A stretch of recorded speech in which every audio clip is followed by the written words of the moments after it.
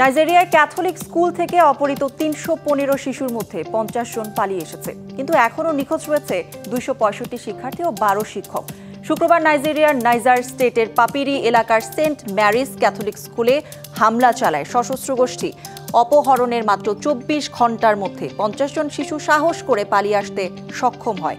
খ্রিস্টান association of Nigeria জানিয়েছে তাদের ইতোমধ্যে পরিবারের কাছে ফিরিয়ে দেওয়া হয়েছে। এরই মধ্যে দেশটির সেনাবাহিনী ও পুলিশ যৌথভাবে বিশাল একটি অনুসন্ধান ও উদ্ধার অভিযান শুরু করেছে। ড্রোন, স্থল অভিযান এবং বিশেষ রুট অবরুদ্ধ করে তল্লাশি চালানো হচ্ছে। এদিকে সোমবারও কেব্বি স্টেটের একটি বোর্ডিং স্কুল থেকে আরও ২০ জন শিক্ষার্থীকে অপহরণ করা হয়। ঘটনায় আতঙ্ক ছড়িয়ে পড়ায় নাইজার, কেব্বি, কাৎসিনা, ইয়োবে ও কোয়ারা এই ৫টি রাজ্যের অনেক স্কুলকে অনির্দিষ্টকালের জন্য বন্ধ ঘোষণা করা হয়েছে। জারি করা হয়েছে জরুরি সতর্কতা।